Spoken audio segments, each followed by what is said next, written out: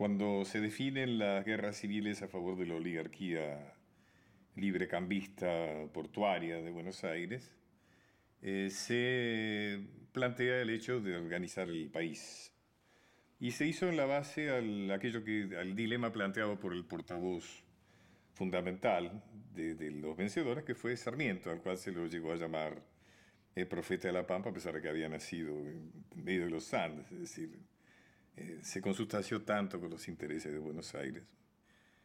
Y la organización se hizo en base a aquel dilema de civilización o barbarie. Y efectivamente esta idea de civilización o barbarie fue verdaderamente nefasta, diría, y se continúa hasta los días de hoy. Porque para ellos civilización era Europa y barbarie era lo nuestro, lo propio. Es decir, barbarie eran las provincias, barbarie eran los gauchos, barbarie eran los federales, barbarie eran las tradiciones hispánicas, las tradiciones criollas, las tradiciones cristianas. Eso se hizo en nombre de la civilización. O sea, para aquellos, los vencedores de las guerras civiles, civilizar fue desnacionalizar. Fue construir una identidad, diríamos, que exaltaba lo ajeno y denigraba lo propio. Y eso es algo que se mantiene de una forma sumamente grave hasta hoy en todos nosotros. Eso está adentro de cada uno de nosotros. Hemos sido formados, educados, instruidos.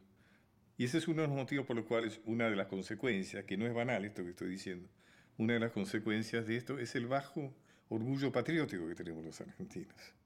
El problema crítico argentino ha sido de orden político más que económico, aun cuando ha tenido efectos sobre la economía y consecuencias sociales.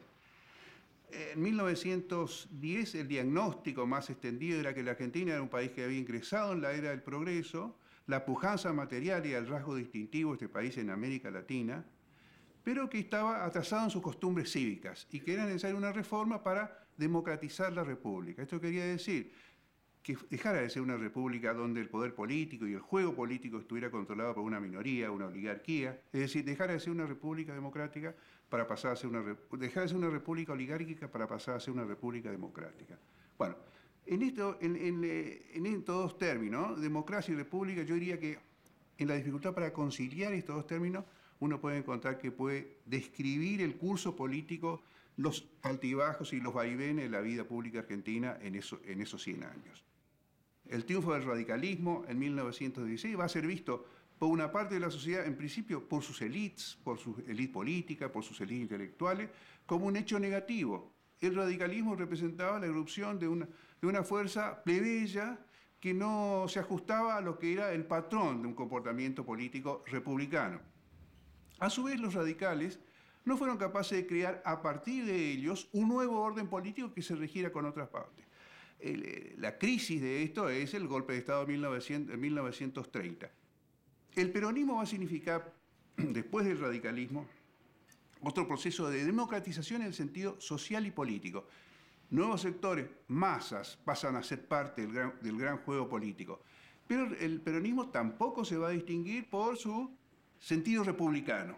Entonces vamos a encontrar que la reivindicación de la república va a ser una cuestión de ciertos sectores minoritarios, de élites, y la reivindicación de la democracia entendida sobre todo como voluntad popular por parte de los sectores contrarios a ese mundo. Y esto va al otro punto, que es la tendencia a la división en grupos antagónicos por parte de la sociedad civil o de los grupos políticos dirigentes. A ver en el otro el mal y a asumirse a sí mismo como encarnación del bien, ¿no? Y una inclinación a buscar el gran culpable más que a reconocer errores o aciertos a veces en el adversario. Y el hecho de que la Argentina fuera una gran promesa en 1910 y hoy nos encontremos con que el problema dramático es, de nuevo, cómo incluir a un mundo social muy vasto que ha ido quedando marginado, indica el precio que se pagó por esa por ese amor mayor a la discordia que a la empresa común. Eso hace que realmente, por ejemplo, no no nos sintamos parte de un equipo, es decir, compatriotas quiere decir hijos de un mismo padre, o sea que el compatriota en realidad es un hermano. Nos cuesta mucho sentirnos que somos parte de un equipo con un mismo lengua, con una misma historia, con un mismo proyecto. Y esa es una de las cosas más graves y más deleterias que nos han sucedido desde entonces y que nos siguen sucediendo.